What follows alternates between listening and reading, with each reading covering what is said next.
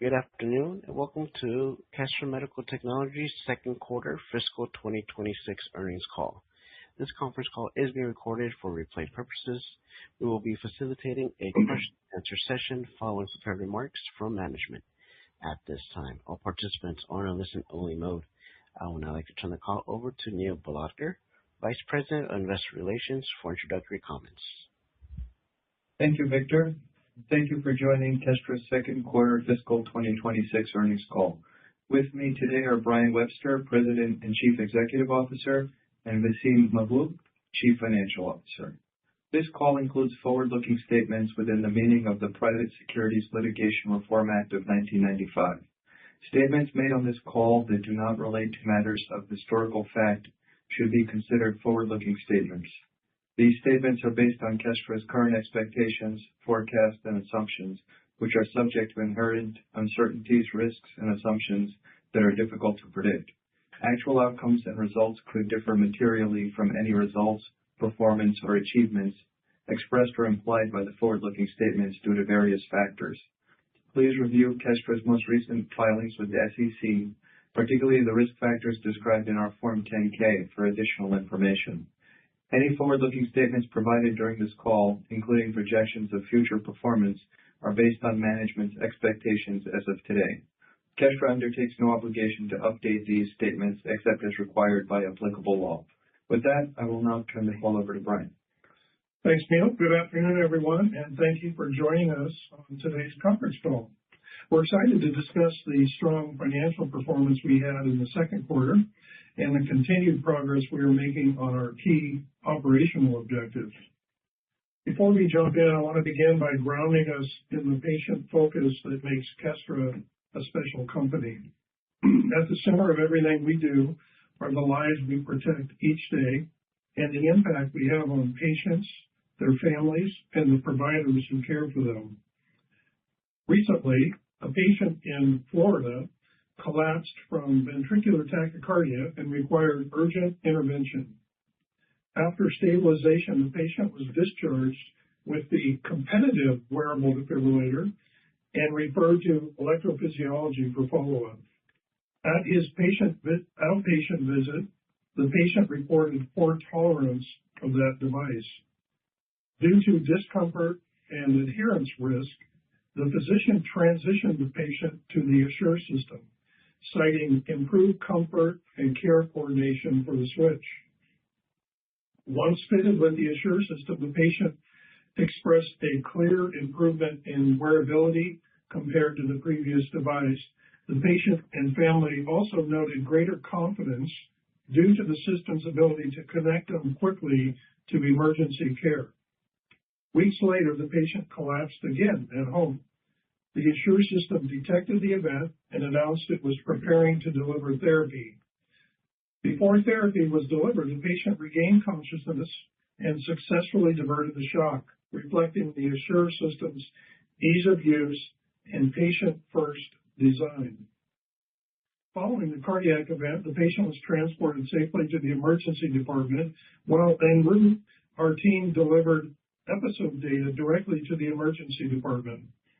The following morning, care station reports guided discussion during cardiac ICU rounds. The care team described the data as detailed and clinically useful. 2 days later, the patient received an ICD. This case reflects how the cardiac recovery system brings together protection, clinical insight, and care coordination to change outcomes when time matters most. While this is just one patient's experience, in the second quarter of fiscal 2026, our team and technology helped facilitate many similar life-saving events. We remain mindful of the trust placed in us by clinicians, patients, and their families every day. I would like now to turn over to our recent financial performance.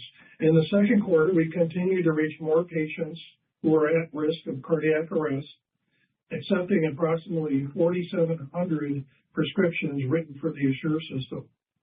Revenue was $22.6 million, with growth of 53% over the prior year period. Our gross margin climbed over the 50% line for the first time in the company's history, an important milestone for Kestra. Actual gross margin of 50.6% was up 11 points year over year and reflects the attractive unit economics of our business model. This was the 8th quarter in a row of sequential gross margin expansion.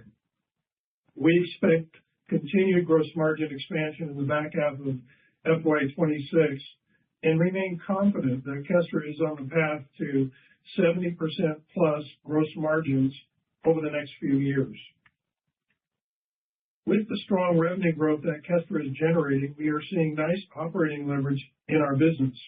This leverage supports the investments we are making in the company's key growth drivers that we believe will yield significant long-term value for Kestra and its stakeholders. Turning to the overall WCD market, we have previously noted that despite the overwhelming evidence that an external defibrillation shock is highly effective in terminating dangerous cardiac rhythms, WCD therapy remains underutilized, reaching just 14% of the eligible U.S. addressable market. That means 6 out of 7 patients that are indicated for a WCD are not being protected by one. The best way for Kestra to positively influence clinical practice and have more patients protected by WCDs is by generating highly impactful clinical evidence. So, 1 month ago, we did just that. With the presentation of the primary results of ACE-PAS, which is our FDA post-approval study at the American Heart Association annual meeting in New Orleans. ACE-PAS is the largest real-world prospective WCD study to date, with over 21,000 patients enrolled and protected. The study design includes pre-specified performance criteria with objective performance measurements. The key takeaways from the study results were as follows. First, the Assure system met both of its primary endpoints, demonstrating a safe and highly effective device. It's worth noting that not only was ACE-PAS the largest WCD study ever, but it also enrolled the largest percentage of female patients at 34%. As a reminder, 40% of indicated patients are women, and the Assure system is the only WCD specifically designed for women. Next, sudden cardiac arrest doesn't wait. Patients were at high risk during the first 90 days of the study for all indicated populations. ACE-PAS data showed patients had a 90-day incidence rate of 1.8% and an annualized incidence rate of 7.5%, which is actually slightly higher than landmark ICD trials. Guideline-directed medical treatment is effective in improving cardiac function, but it requires time, and patients need to be protected from significant SCA risk during their cardiac recovery. Third, at 23.1 hours, Assure had the highest wear time of any U.S. WCD trial.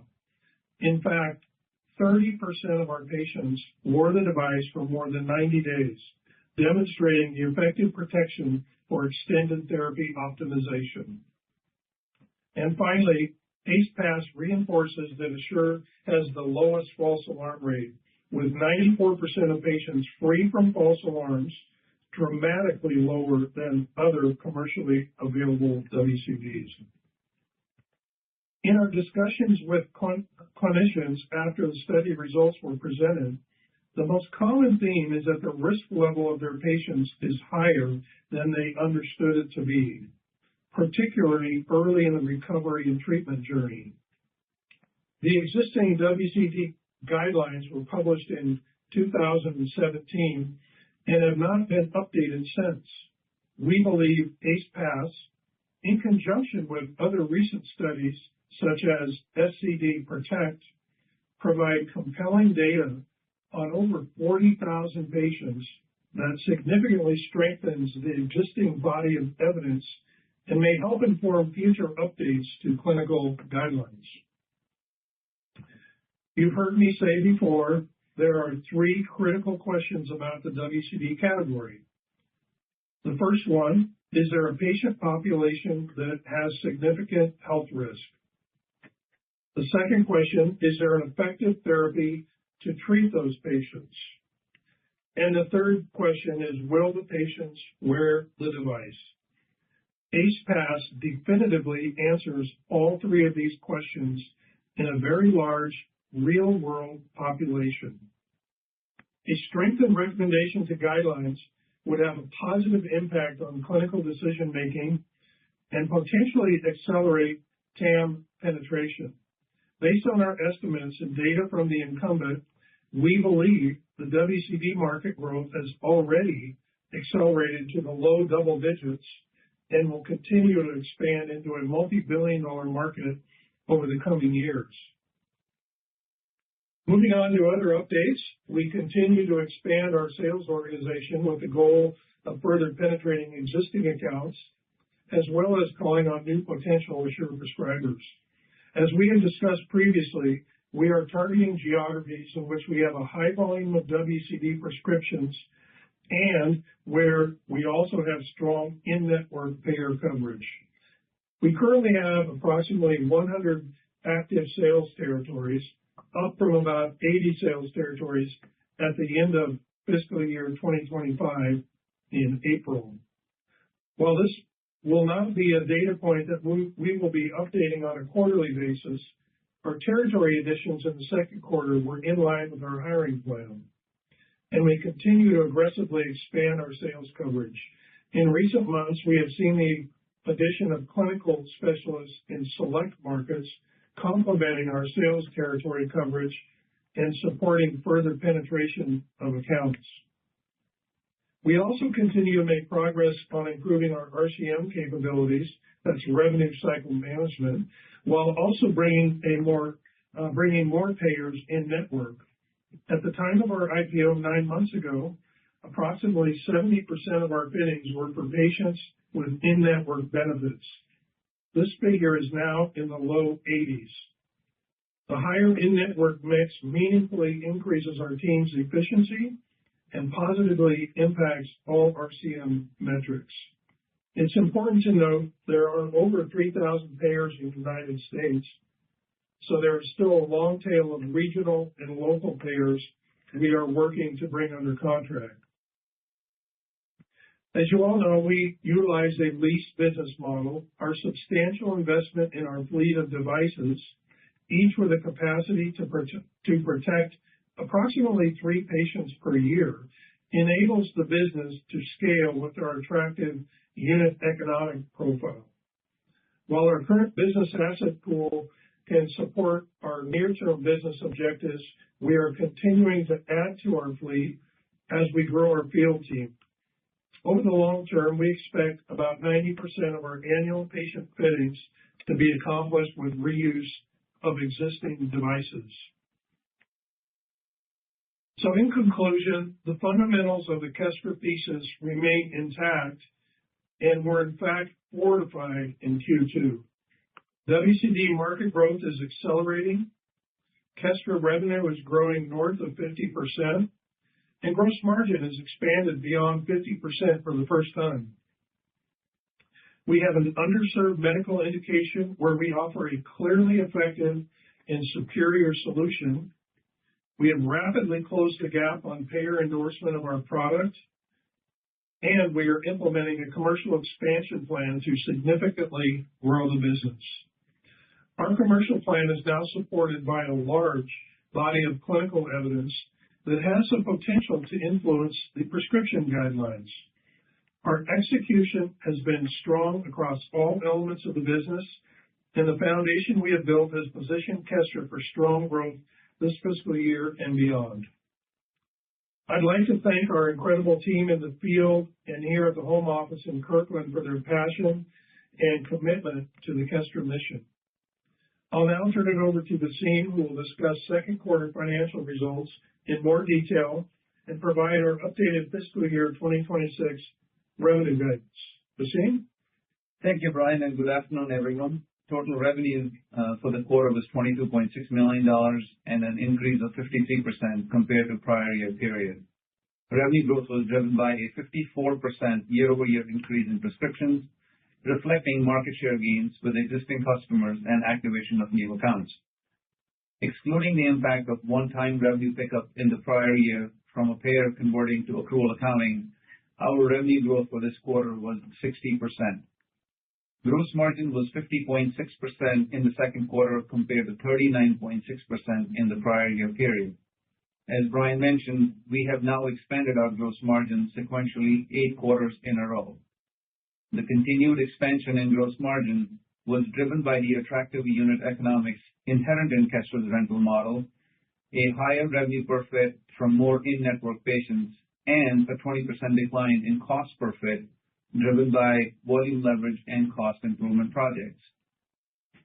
In the quarters ahead, you should expect to see steady and consistent increases in our gross margins as our rental model benefits significantly from the volume and depreciation leverage. We remain confident in our ability to achieve 70% plus margins in the next few years. As we have discussed previously, higher in-network mix unlocks the power of Kestra's business model. We entered the quarter with our in-network mix percentage in the low 80s and are seeing improvements in all 3 key drivers of our conversion rate: our prescription fill rate, our bill rate, and our collections performance. Our conversion rate in the second quarter was 48.8%, up from an adjusted conversion rate of 48.2% in the prior year period. As we continue to bring more payers in-network and enhance our revenue cycle management capabilities, we will see benefits in our revenue growth, our gross margins, and our profitability profile. GAAP operating expenses were $43.2 million in the second quarter and included a $1 million of non-recurring costs associated with professional fees and costs related to our recent equity offering. GAAP operating expenses were $25 million in the prior year period. Excluding non-recurring costs and stock-based compensation, operating expenses were $33.5 million in the second quarter of fiscal year 2026, compared to $23.8 million in the prior year period. The increase was primarily attributable to investments in commercial expansion and public company costs. GAAP net loss was $32.8 million in the second quarter, compared to a GAAP net loss of $20.6 million in the prior year period. And adjusted EBITDA loss was $19.7 million in the second quarter, compared to an adjusted EBITDA loss of $16.1 million in the prior year period. Cash and cash equivalents totaled $175.4 million as of October 31, 2025. This does not include the $148 million of net proceeds we received from our public equity offering last week. I will now provide our updated fiscal year 2026 guidance. We are increasing revenue guidance to $91 million, representing a growth of 52% compared to fiscal year 2025. This compares to prior guidance of $88 million and our initial fiscal year 2026 guidance of $85 million. Underpinning this guidance is our expectation that we will continue to see strong growth in prescriptions as the market share increases and the WCD market continues to expand. We expect revenue per fit to continue to benefit from a higher mix of in-network patients and improvements in our revenue cycle management capabilities. With that, operator, we have concluded our prepared remarks and are ready to proceed to the Q&A portion of the call. Thank you. At this time, we'll conduct a question-and-answer session. As a reminder, to ask a question, you will need to press star 11 on your telephone and wait for your name to be announced. To withdraw your question, please press star 11 again. Please limit yourself to one question, one follow-up. In the interest of time, please stand by while we compile the Q&A roster. One moment for our first question.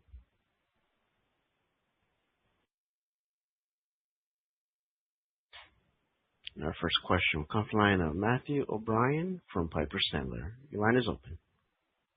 Good afternoon. Excuse me. Thanks for taking the questions. For starters, maybe the theme or Brian, just talk a little bit about the guide for the year. It's nice to see it above what, how you beat here in fiscal Q2, but maybe just talk a little bit about the cadence of the guidance, especially Q3, which I think has some seasonality to it. And just given that you're a newer public company, maybe just talk about that. And then just, other factors you're considering as you think about the full year. And then again, I do have a follow-up. Yeah, thanks for the question, Matt. As we've said in the past, we are a run rate business, and we track our performance on a daily, weekly, and a monthly basis. Our revenue growth has historically been driven by prescription volume growth, our in-network mix, and the revenue cycle management initiatives that we've been driving. We remain focused on these drivers and are tracking all of the KPIs in the right direction.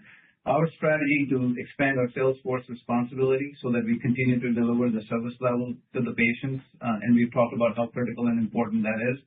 And we're still early in our public company journey, so our guidance philosophy is based on delivering consistent quarterly results that establish trust and confidence with investors. And again, just a reminder, we have one of the fastest growth profiles in all of MedTech, and consensus has us growing at 45 to 50% through 2028. Thanks for that. And then as a follow-up, and there's a million places I could go here, but maybe just Brian, use of proceeds now. And again, I don't want us to get over our skis too much as far as the impact of some of these investments, but just how do we think about this additional capital in terms of accelerating some of the growth initiatives that you have at Kestra? Thanks so much. Yeah, thanks for the question, Matt. What we're trying to do is we're trying to build a durable, top-tier medtech growth profile for years to come. And, as you know, we in the first half of the year, we've gone faster than our plan.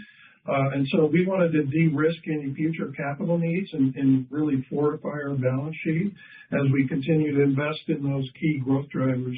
We decided to take advantage of the timing of the strong ACE-PAS clinical results and also our strong Q2 performance. And I think from our perspective, we're gonna now, with that capital in hand, we're gonna go through our planning process on our fiscal calendar. We are just kicking into our annual planning process. We'll be doing that in conjunction with our board over the next few months, and we'll be outlining what the impact of that capital may be on our growth strategies for the next couple of years. So it's a strong move for us. We feel good about having the balance sheet in a good place, and it gives us optionality, frankly, especially with the potential of the clinical results impacting the guidelines in the future. So we're happy to get that done. Got it. Thanks so much. You bet. Thank you. One moment for our next question. Our next question will come from the line of Larry Biegelsen from Wells Fargo. Your line is open. Good afternoon. Thanks for taking the question. Congrats on a nice quarter here. Brian, I wanted to ask about the AHA data. I heard your comment about the WCD market growing low single digits. Are you already seeing an impact from the data? Any color on is this more share capture, more market expansion, or both? And I had a follow-up.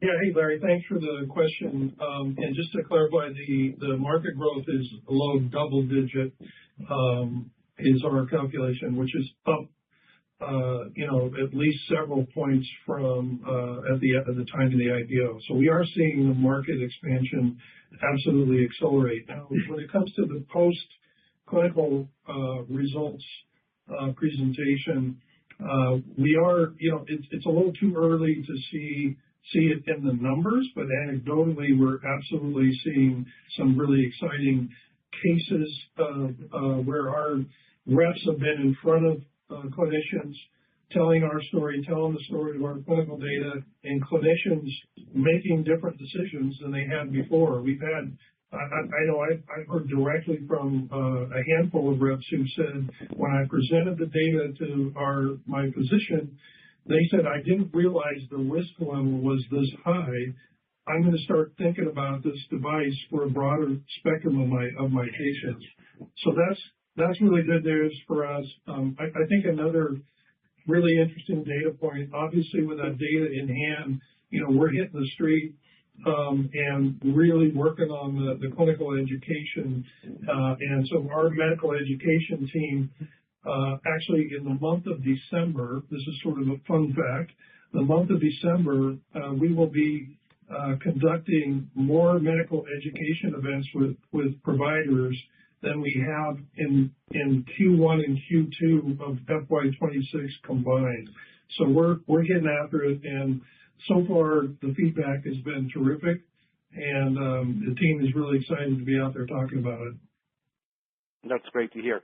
And Brian, could you talk a little bit about the rep productivity among the base reps and the new reps, and your Salesforce hiring plans? I heard the 100 number, but the hiring plans following the recent secondary. Are you planning to accelerate your commercial plans, and are you willing to kind of tell us where you expect to end the year? Thank you. Yeah, thanks, Larry. If you recall, at the time of the IPO, we said we had about 70 reps at that time. We said over the next couple of years we were going to double that. As I reported, we're up to about 100 reps now. I think we'll probably in the next 6 to 8 months get close to having that doubling of that original number. So we definitely are right on plan with our hiring plan. As I mentioned to Matt's question, we are going to be going through a planning process here over the next few months to kind of figure out what we want that rate to look like as we move into our next fiscal year 27. So we'll be taking that question up. And, the nice thing is we have, as I mentioned, we have the optionality now to look and say, okay, where might we want to evaluate, an even accelerated plan. All right. Thanks so much. You bet. Thank you. One moment for our next question. Our next question will come from the line of Michael Polark from Wolfe Research. Your line is open. Hey, good afternoon. Maybe a question on the guidelines. Is there a vent path to identify for us, Brian? Timing, in a lot of these fields, guidelines can take a really long time.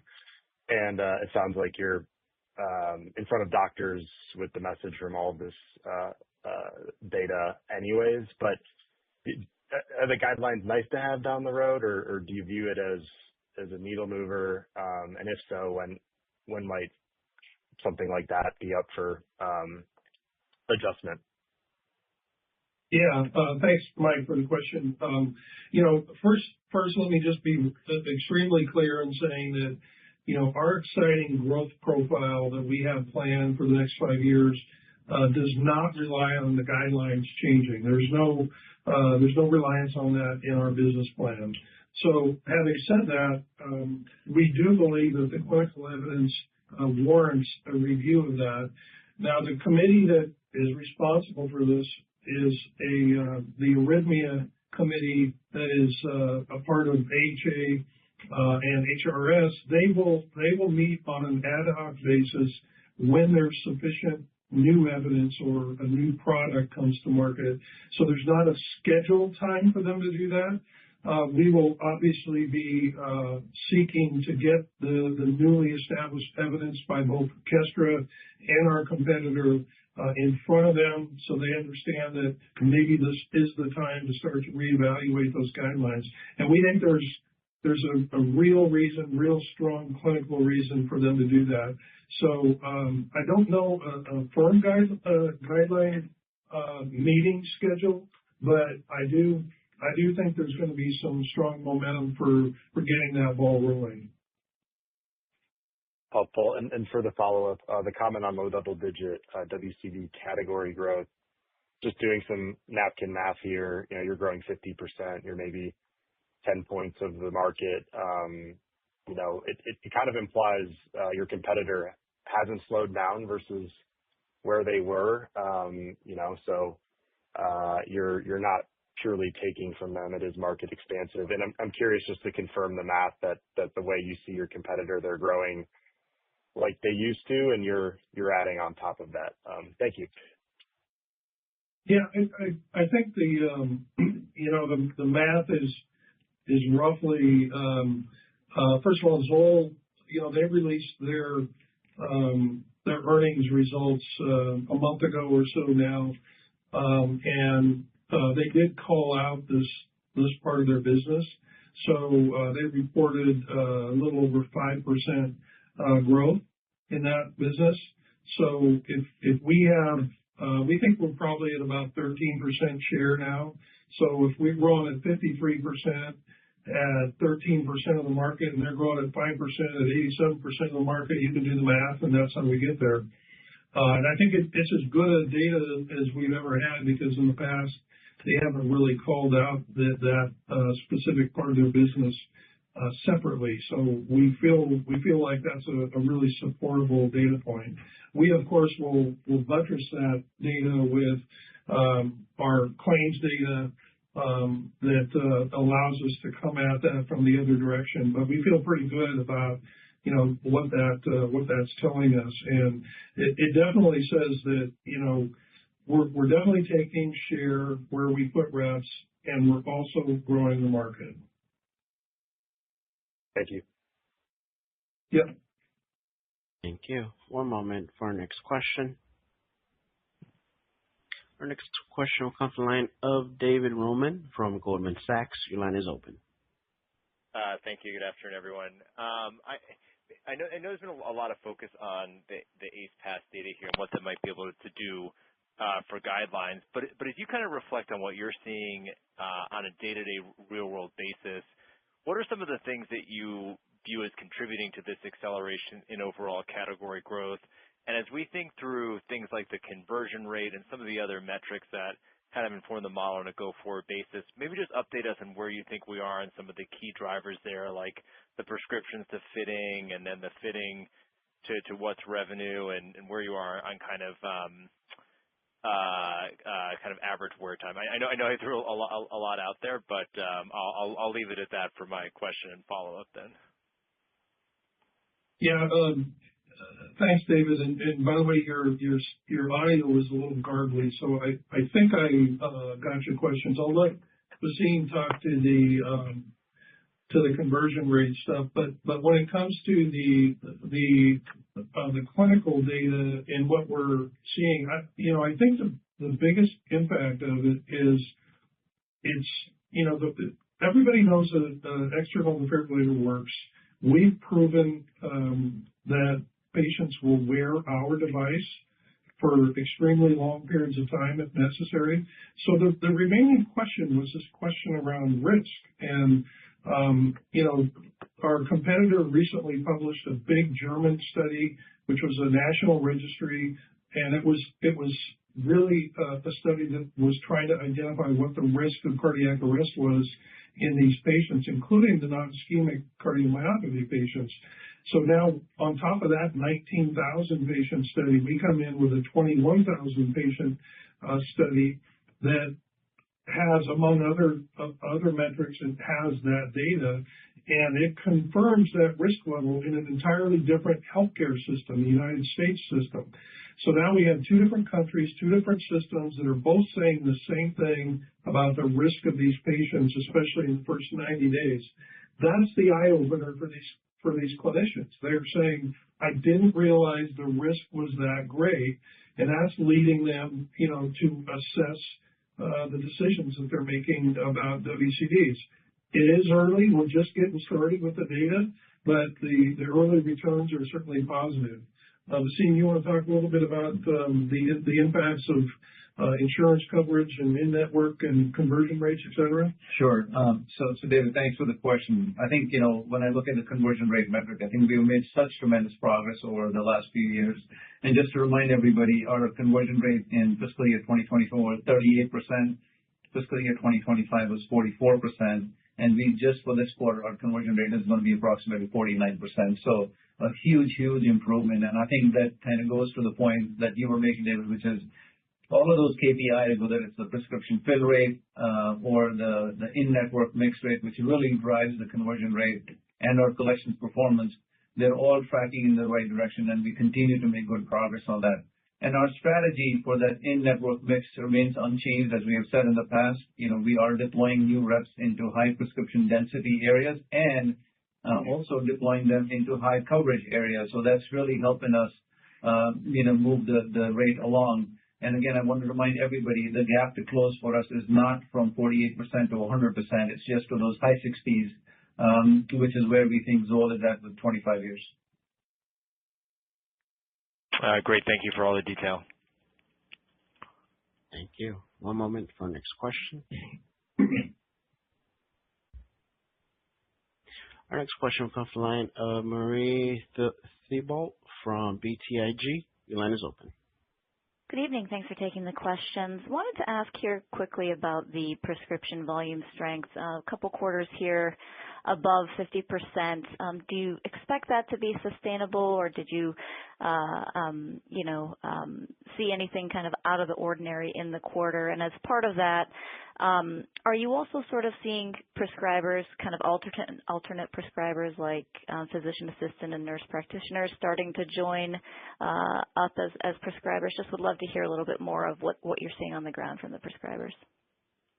Yeah, thanks for the question, Marie. I think when it comes to the north of 50% rate, we don't see anything that will reduce that. We're winning. Not only are we further penetrating existing accounts, but we're also continuing to add additional hospitals to our account list. So we expect to continue to see nice prescription acquisition rates. When it comes to the prescribers themselves, I think the typical prescribers for us, they're not all just the physicians. We get a lot of physician assistants. We get a lot of other people in the providers who are actually executing on those, obviously under the umbrella of the physician. So, when we talk about medical education and some of our strategies around that, especially with the clinical results, we're not just targeting physicians. We're also targeting APPs and other clinicians in the practice, because we know that, they're really central to the strategy there. So I think the good news about the high prescription rate in Q2 was that, that didn't have the benefit of the new clinical results. So, I think those stood on their own, and there was no sort of one-off events or anything else that you might point to and say, hey, that's kind of an unusual event. This is literally, as Waseem said earlier, it's a day by day, week by week, month by month business, and we're just out there competing every single day in the territories that we're in. And the fact is that we're winning where we're competing. Yeah, very helpful and good point on ACE Pass not being in the quarter. Wanted to follow up here then with any detail on sort of OpEx spending plans. I noticed a little bit of a tick up this quarter, obviously the new territory reps, that would make sense. Is this kind of the new sustained level going forward? Anything you want to give us on cadence of OpEx going forward this fiscal year? Thanks for taking the questions. No, Marie, thanks for the question. And I think on the OpEx, we are winning. We are overachieving versus our kind of, guidance that we had put out initially. And we know that comes with some, level of investment and reinvestment. And we continue to make sure that we are deploying our investments into the two key areas, which is one, expansion of the team, and two, on the revenue cycle management capability. And as Brian has mentioned in the past, this is a service level business. We have to make sure that not only do we have the right level of coverage, we want to make sure that we have the right level of CapEx to support those teams. And then at the same time, to be able to convert those prescriptions into cash and revenue, we have to have the right revenue cycle management capability. So, again, we feel that, the run rate that we're on will help us get to, not only the guidance, but also continue to accelerate growth into 2027, and we'll continue to make those investments. All right. Thanks so much. Thank you. One moment for our next question. Our next question will come from the line of Travis Steed from Bank of America Securities. Your line is open. Hi, this is Stephanie Piazzolla on for Travis. Thanks for taking the question and congrats on a good quarter. Last quarter you talked about the expanded clinical specialist role to support further penetration in existing accounts. So just wanted to follow up on that and see if there's anything you can share on how that strategy is going and the impact on the business and penetration within existing accounts since making that change. You bet. Thanks, Stephanie, for the question. I think as we reported last quarter, we were starting to hire some clinical specialists to put those in some of our really high producing accounts. The basic strategy there is once you get a high performance account up and running, you have a clinical specialist who can come in and really maintain that account and give that territory rep a little more bandwidth to go open up new accounts. And that's really the core of the strategy. We started to implement that program in the last quarter, and we hired our first kind of cohort of those clinical specialists. So far, the feedback on that has been really good. I don't see this as a case where we're going to add 1-to-1 for every rep, but I do think that we will selectively put more clinical specialists out there to help manage just the day-to-day care and feeding of those significant accounts. So far so good on that. The early returns are positive, and we like the strategy. Thank you. That's helpful. And then for my follow-up, just wanted to ask on gross margin. It was another great quarter of expansion there, reached above 50% and have talked about getting to 70% in the next few years. So, just wanted to follow up on the path to get there, and then any help in how we should think about the gross margin for this year. Thank you. Yeah, no, thanks, Stephanie, for the question. On gross margins, again, as Brian mentioned on his prepared remarks, 8 quarters in a row we have expanded our gross margins, and I think that goes back to the high say-do that we have kind of constantly said we're going to deliver something and done it. And we feel really good about the work that's gone into getting us to the 50% plus range. And I think the unit economics that we have talked about, plus the leverage that you get on the depreciation and the volume, and the fact that the progress we are making with the in-network mix on rev cycle is really helping us, expand our gross margins. And we feel at this point that, we have good, clear line of sight to the margins, in the next couple of years, and we'll continue that journey. That as we run more volume through the P&L and as we continue to make progress on that in-network mix, we should see sustained margins expansion in the near term and the long term line of sight to the 70% plus gross margins. Thank you. One moment for our next question. Our next question will come from the line of Rick Wise from Stifel. Your line is open. Hi, this is Annie on for Rick. Thanks for taking our question. So last quarter you hinted at the potential for new product or technology launches at Kestra. Could you give us a sense for what kind of innovation you might be working on? Are you focused on updating your existing systems or potentially developing completely new products? Thanks. Yeah, hey, Annie, thanks for the question.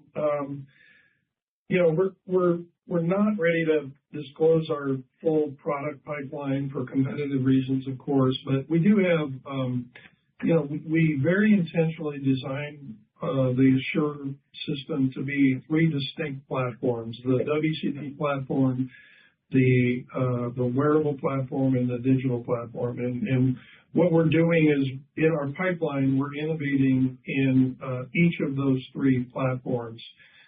Some of that innovation is extending our current capabilities to further differentiate our product. Some of that is bringing new capability, new therapeutic capability, and diagnostic capability of the product.